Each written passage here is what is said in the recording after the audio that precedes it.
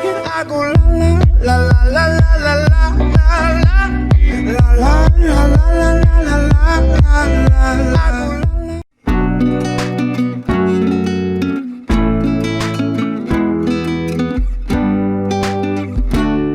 Всем привет! Я обещал сделать видео, как работает сухое укрытие Дарнит, в частности. Вообще, в принципе, все так сухие укрытия работают. Вот сухое укрытие. Значит, я использую дышащий материал. Он реально дышит. Это геотекстиль. Им дороги выстилают, прежде чем укладывать асфальт, скажем. Асфальт, грунт и так далее, чтобы не прорастало. Значит, он пропускает воду. И так как у меня все это конусом, вода, она не протекает насквозь, она стекает внутри, вот конденсат или вода стекает внутри и не попадает на лозу. Я буквально недавно укрыл, там снег еще немножко остался, это не страшно. Значит, благодаря такому сухому укрытию влага там не задерживается. Это дышащий материал, оно реально задерживает холод. Значит, что происходит там? Укрытие это работало благодаря тому, что от земли идет тепло. Значит, Дарнит закрывает сверху от холода, снизу идет тепло и создается средняя температура.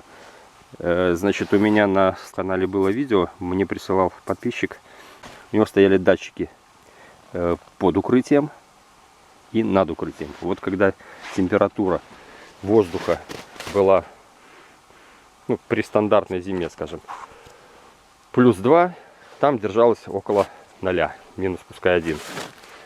Когда температура резко ночью скакала -15, -17, там температура под таким укрытием, под пеноплексом, под ламинатом, под подложкой из-под ламината, температура там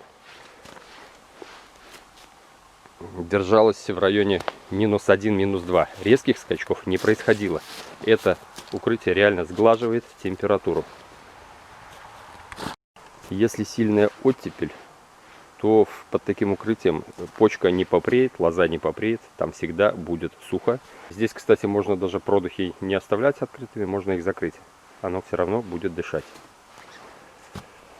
Вот давайте посмотрим, как соседи укрыли. Они просто не пригнули к земле, они просто тупо оставили все на шпалере и просто навесили лапник.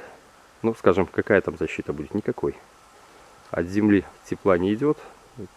Ну, тупо просто от какого-то обветривания, возможно, только спасет. Ну, это у них вообще технический сорт, он по сути такой более-менее устойчивый. Но каждый год они получают минимальный урожай, они этим довольны. Их это устраивает. Как я им не объяснял, им, в принципе, не до того. У них помидоры, главное. Как и большинства, кстати, садоводов. А потом удивляются, почему ничего ни у кого не получается. У них и по весне все мерзнет, под заморозки попадает. Зимой либо выпреет, либо подмерзнет. Но они на своей волне все равно. Я каждый год так укрываю. Это реально работает. Это не то, что какая-то теория. Это на практике работает. Значит, плотность его 400 грамм. Ну, я думаю, не ниже 250 тоже подойдет. Он довольно гибкий, податливый, удобно хранится в рулонах, поэтому проблем с ним вообще никаких. Единственное, если есть возможность покупать устойчивый к ультрафиолету, хотя я брал неустойчивый, но он у меня уже лет 5 работает, и я не вижу, чтобы он как-то там разрушался, ничего с ним не происходит. Все работает идеально. И я буду держать это укрытие до мая месяца. Значит, для чего? В мае месяце у нас, точнее даже не в мае, бывает в марте, сильная оттепель. Вот помню, даже была в шортах можно было ходить, реально. Почки попросыпались, пошли в рост, пошло сокодвижение. А потом резко бац, и зима опять пришла. И в итоге почки некоторые вообще померзли, проводящаяся снега порвала рукава и лозу. И некоторые почки, ну, скажем, застопорились и кое-как вылезли. В общем, годик тот еще был. Это, по-моему, года 2 назад такое было. Поэтому я так больше не изгаляюсь, не извращаюсь. Я держу, ну, по возможности, конечно, все год на год не приходится, но по возможности держу по максимуму. Как бы уже теплеет, когда, а там, как в холодильнике, там конденсируется вот этот холод, средняя температура, там более-менее прохладненько, земля не прогревается и не идет в рост. Вот поэтому это укрытие я считаю идеальным. Кто не согласен, ну, у каждого, кстати, свой способ укрытия. Некоторые соломой укрывают, у кого-то получается, я не рискую это.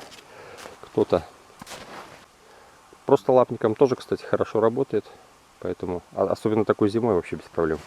Проверьте свои колокольчики, они должны обязательно быть нажаты, иначе вы не будете получать уведомления о новых видео. Если не жалко, обязательно ставим лайк, чтобы у видео было продвижение, чтобы его больше людей увидело. Все, счастливо.